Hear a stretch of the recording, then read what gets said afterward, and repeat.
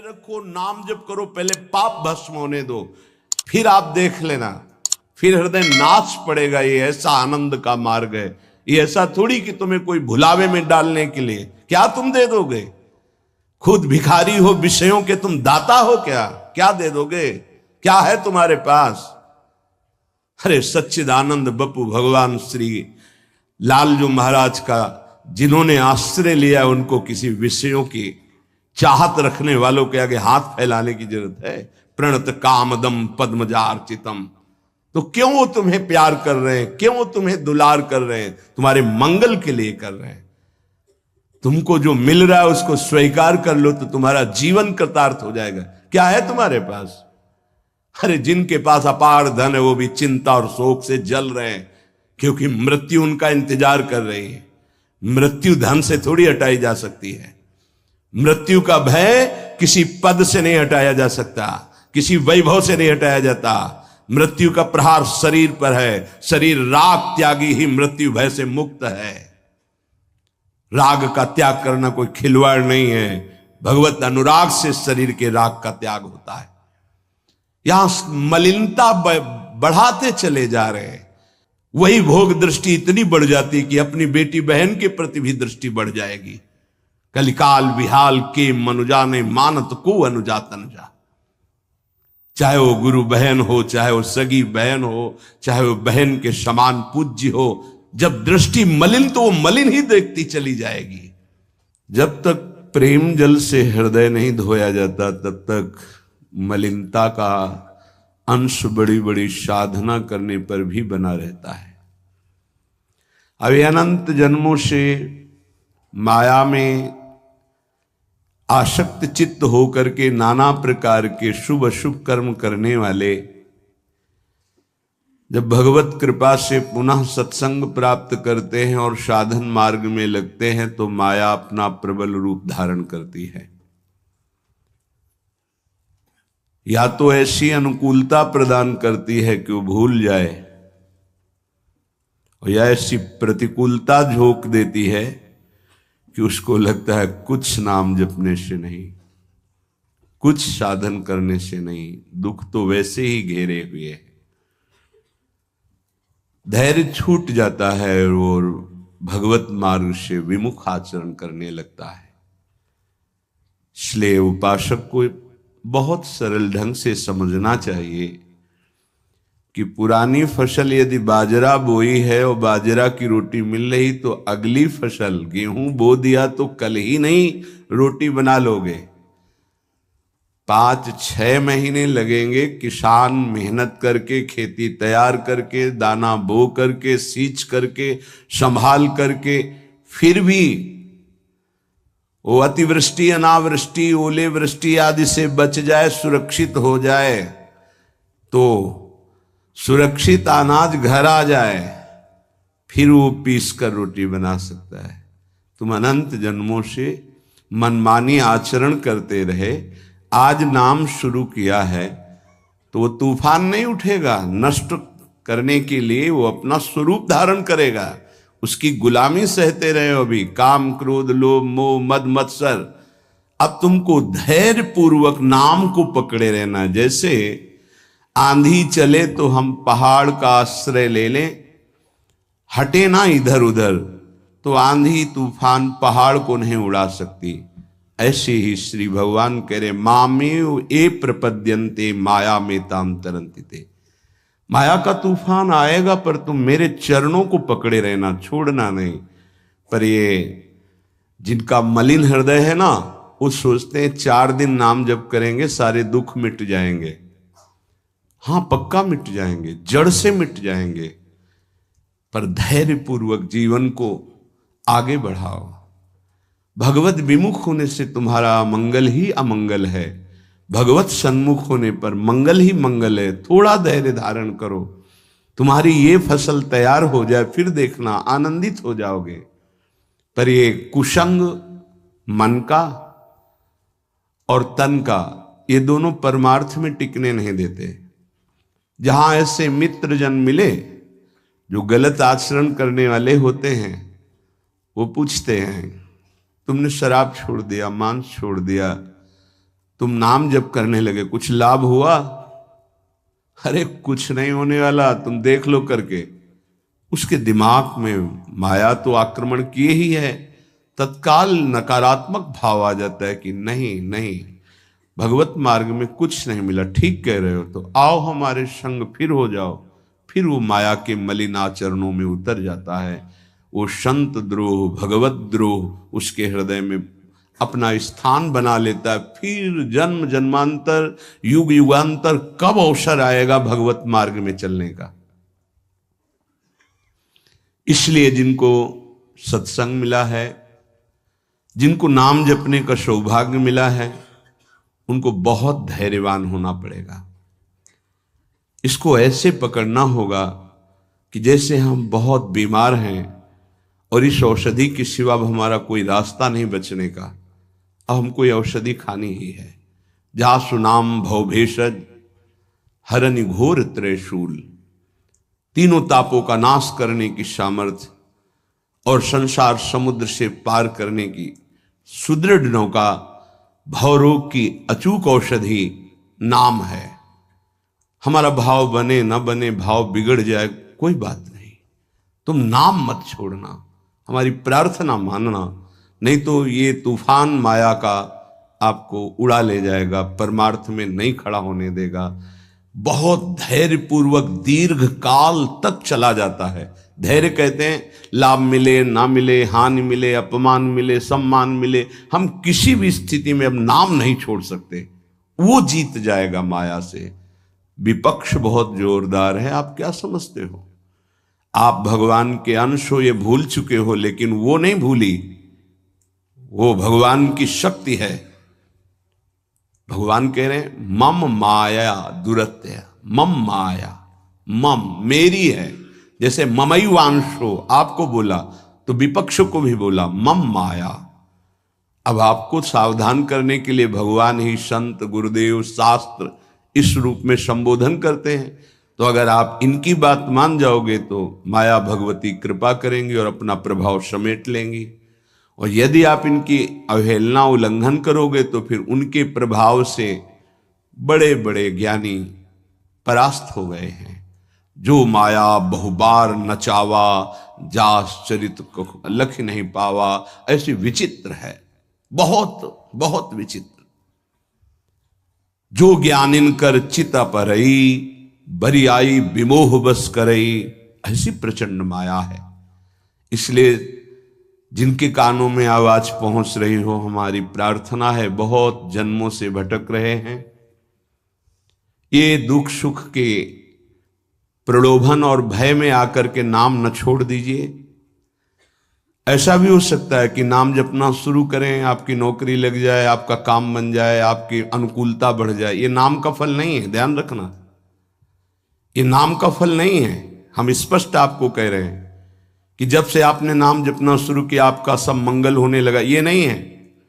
ये आपके पुण्यों का है, पूर्व पुण्यों का है।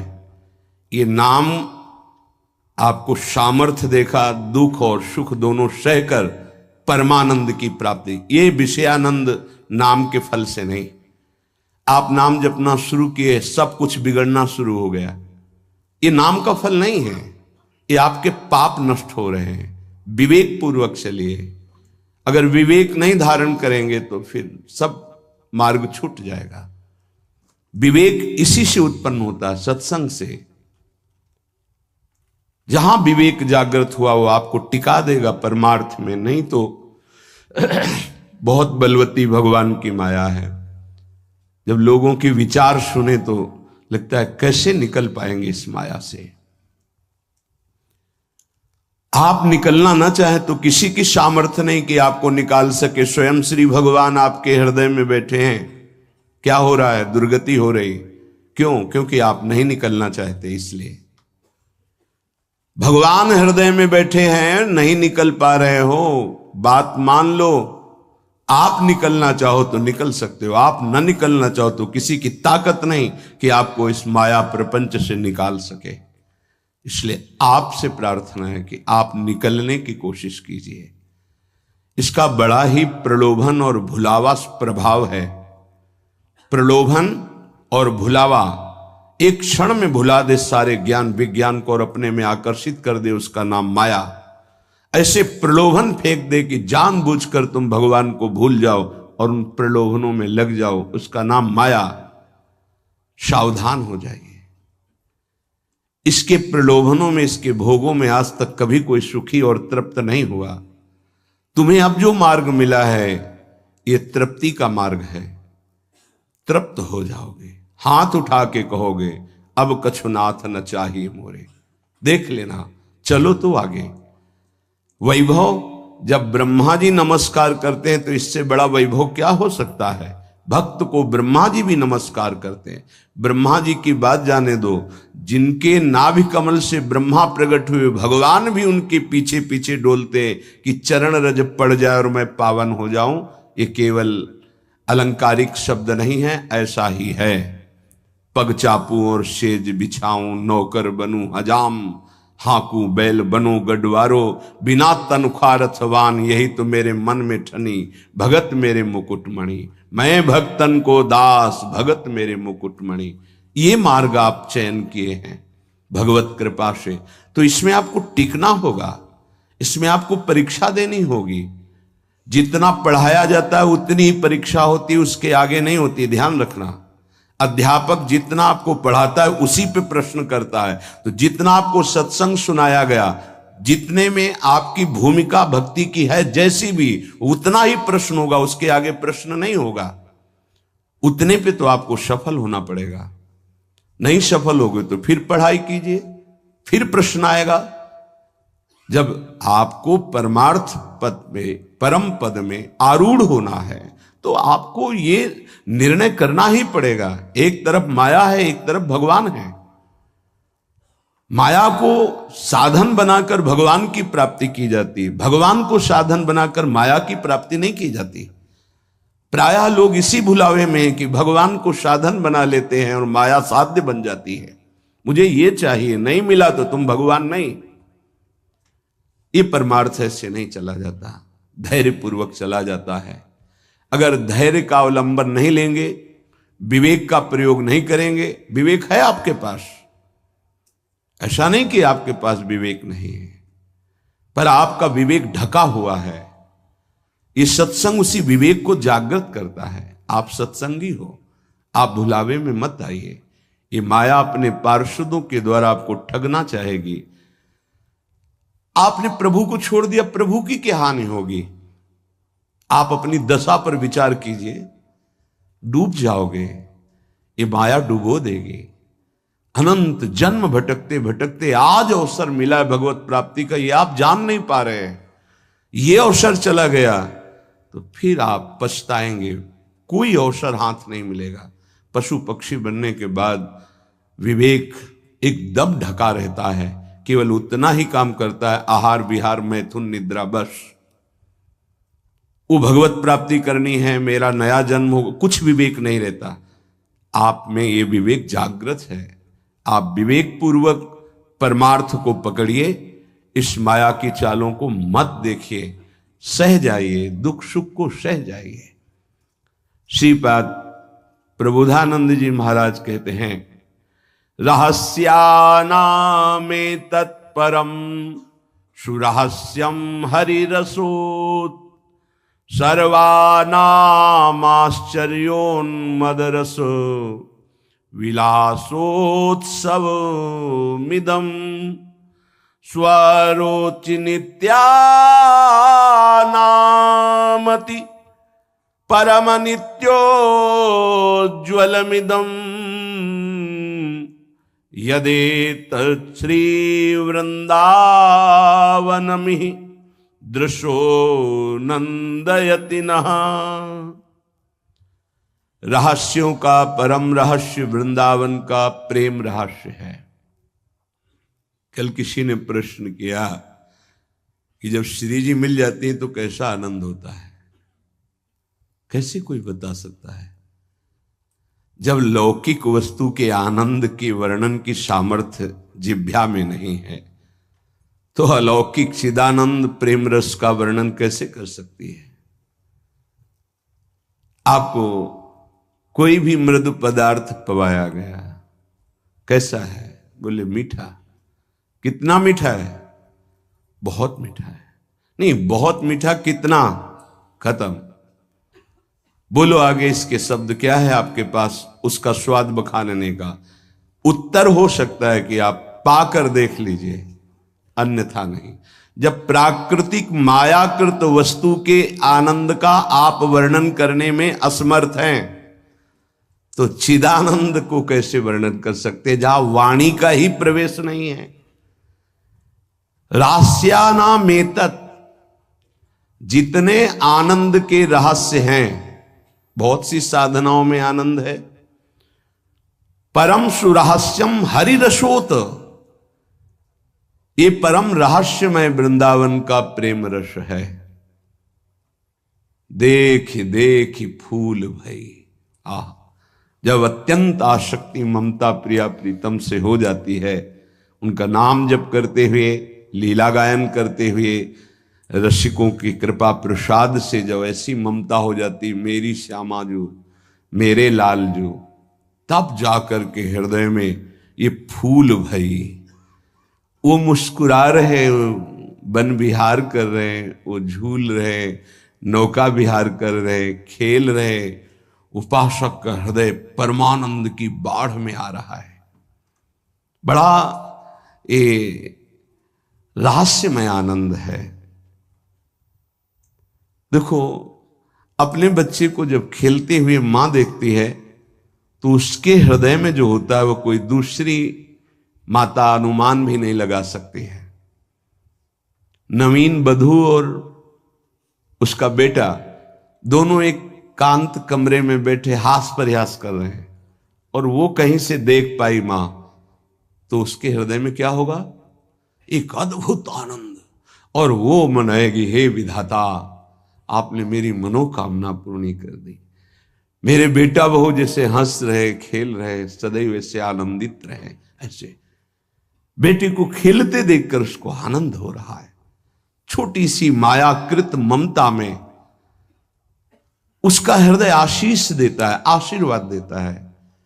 और महाचिदानंद भाव को प्राप्त रसिक जन जब आनंद समुद्र प्रभु और आनंद समुद्र का सार सांद्रानंद घन प्रेम मूर्ति किशोरी, जब इनको देखते, जो भगवान शंकर के ध्यान में आ जाए तो उन्माद अवस्था को प्राप्त हो जाते हैं। वो प्रभु और वो प्रिया जो सामने खेल रहे हैं, उस उपासक के आनंद का कैसे कोई वर्णन करे?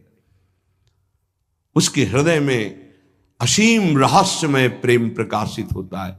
रहस्यानाम मेतत, जितने रहस्यमय आनंद है, उन सब आनंदों का परम सुरहस्यम, परम रहस्यमय जो प्रेमानंद है, वो वृंदावन प्रदान करता है। हरि रसोत, अभी किसी संग के प्रभाव से थोड़ा आनंद स्फुरित होता है। जैसे सत्संग सुन रहे, कोई भावात्मक बात आई, आपको आनंद, ये स्रोत नहीं है, ये संग का प्रभाव है कुछ क्षण के लिए। जैसे कोई कहते हैं, जब मैं वृंदावन आता हूं तो हमारा मन भक्ति में रम जाता है, पर जब यहां से जाता हूं तो कुछ ही समय बाद वो बात नहीं रहती है। क्यों? क्योंकि यहां का प्रभाव है, यहां भक्ति नृत्य कर रही है, और यहां साधु मंडली में आप बैठ करके भगवत चर्चा सुनते हैं, आपके तत्काल पाप